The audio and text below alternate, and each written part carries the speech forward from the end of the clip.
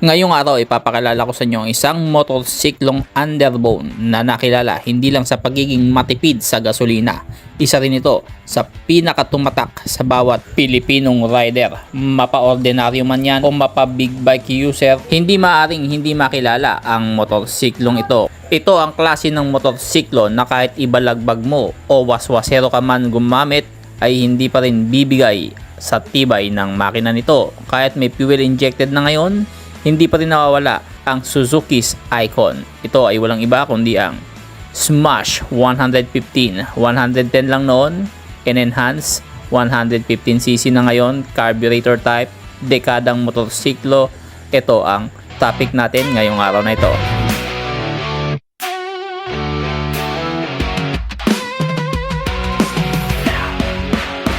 Wala pa nung beat, wala pa nung click, wala pa nung ADP, wala pa nung XRM, wala pa nung Rider o Winner X, wala pa nung Gravis, wala pa nung Sniper, wala pang Navi o Berman Street.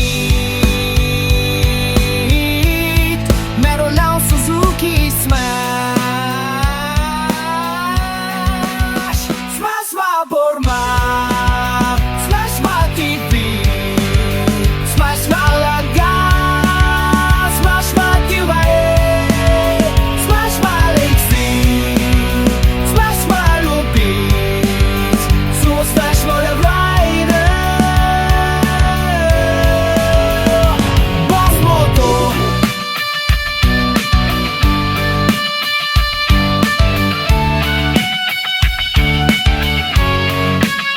Mula noong 2002 pinakilala de karburador na makina, matipid sa gas at maporma, kinahumalingan na madlang. Smash la kurwa, smash la tipid, smash la lagas, smash la sibaid, smash la litsig, smash la lupit, super shine oil rider. Boss Moto.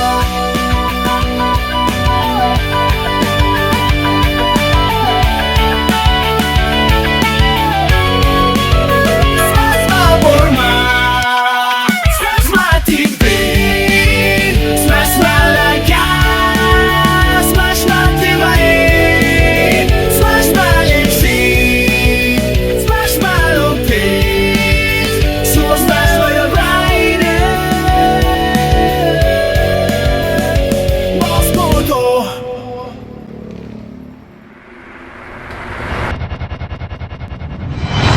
Boss Motovlog.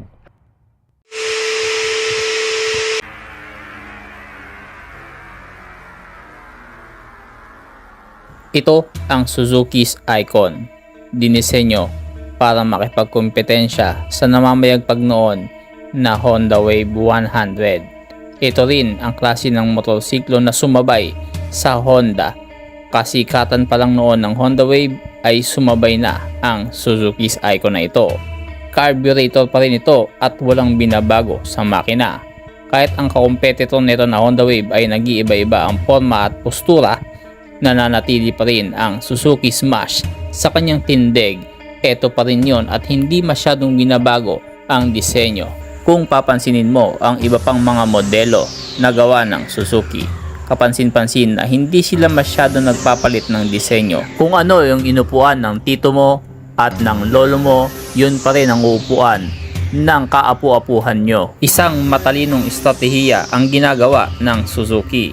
Gusto niya kung anong nakasanayan na, yun pa rin at yun. Parang isang masarap na potahe na binabalik-balikan mo. Kahit 20 years ago nang nakakaraan, yun pa rin ang gusto mong matikman. Ito ang 2005 model ng Suzuki Smash. Kung papansinin, walang masyadong nagbago. Yun pa rin ang tindig at postura. Maging ang mga ilaw nito ay tradisyonal na bumbilya. Ganon din ang kanyang mga turn signals. Kung papansinin ng shock absorber sa likod at ang kanyang mugs, napaka-identical pa rin at konting-konti lang ang pinagbago nito. Kung sa looks at tindig ay walang masyadong binago, mas lalo na sa makina na taglay-taglay ng Smash 150 na ito. Kung ano ang makina noon, way back 2005, enhance lang to, ginawang 115cc, ganon pa rin katigas ang makina.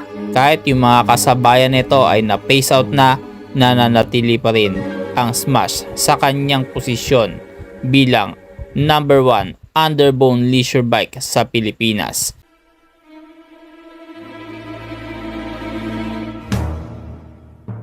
Napakasimple lang ng mechanics ng motor na ito. Gas and go ka lang at pag bumili ka nito, wala ka ng ibang gagastusin. Itabi mo na ang pitaka mo at handa ka ng kumita gamit ang motor na ito kung gagamitin mo siya pang trabaho. Meron niyang 4-speed manual transmission, semi-automatic ito, 115cc at madali mo lang matututunang gamitin ang motor na ito. Ito ay carburetor type. Kahit may fuel injected na ngayon, ang carburetor type ay nananatili pa rin dito sa atin sa Pilipinas dahil napakababa lang ng maintenance cost. Biruin mo, kung bibili ka ng 115 Smash na Suzuki na ito ay wala kang papalitan sa pyesa nito maliban sa mga gulong sa loob ng 1 taon, depende sa paggamit mo. Yes, you heard it right, gulong lang ang papalitan mo. Kahit gaano ka kawaswaserong rider, basta wag mo patutuyuan ng langis ang makina mo, aandar at aandar ka pa rin dito. Umulan man o umaraw, gabi man o umaga, kahit anong kondisyon ay hindi magche-check engine ang motorsiklo mo na dekarburador.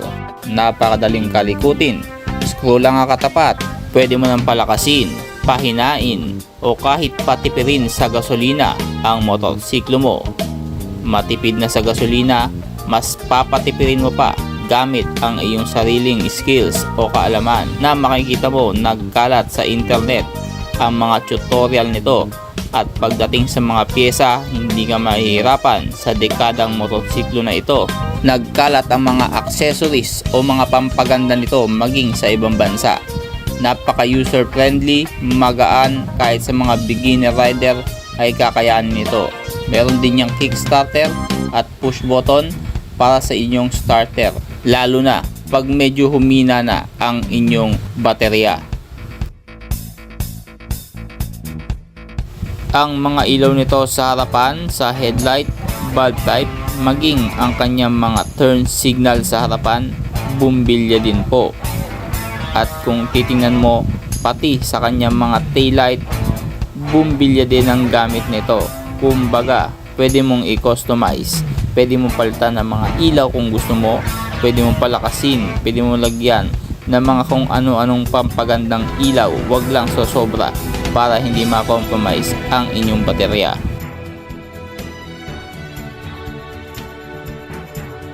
Pagdating sa mga buttons, napakasimple. Left and right signal light, high and low beam, bosina sa kaliwa.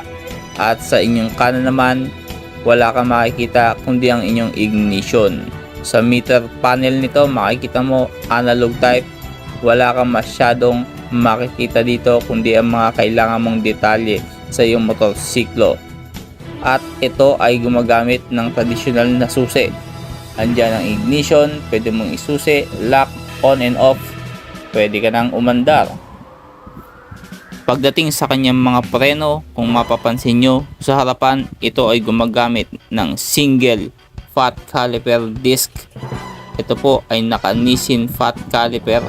Maganda ang preno mo sa harapan, wag mo nga lang masyadong pipigain ng gusto para maiwasan ang disgrasya dahil napakalakas ng preno, lalo na kung disc brake sa harapan. Naka drum brake naman yan sa likod, kaya ang ipong papatigil mo sa motor ay ang ligodang preno. Kumbaga, papitik-pitik ka lang sa harapang preno mo para iwas disgrasya. Ito ay naka telescopic shock sa harapan at naka double shock absorber naman sa inyong likuran. Makakapal ang upuan, kaya kahit mapahaba ang biyahe mo, hindi ka mangangalay, lalo na sa upright position ng motor na ito. Para ka lang nagbibisikleta na nilagyan ng 115cc na makina.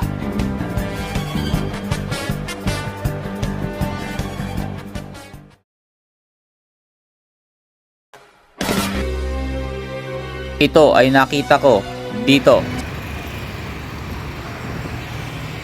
Dito ay nakita ko ang iba't ibang klaseng motor, hindi lang Smash. Kumpleto sila dito. Multi-brands na to, kahit mga Honda, Suzuki, Yamaha ay makikita mo dito. Kahit yung mga automatic, meron din sila. At ang motor na ito, na Smash 115 carburetor type, ay may dalawang variant yan. Meron niyang spokes na naka-drum brake, pero itong pinapakita ko sa inyo ngayon, ito po yung naka-disc brake at naka-mags na po. At nagkakahalaga ng 67,400 ang SRP nito, at kayo nang bahala, depende sa kasa na mapupuntahan nyo kung magkano yung presyo na ipapatong dito.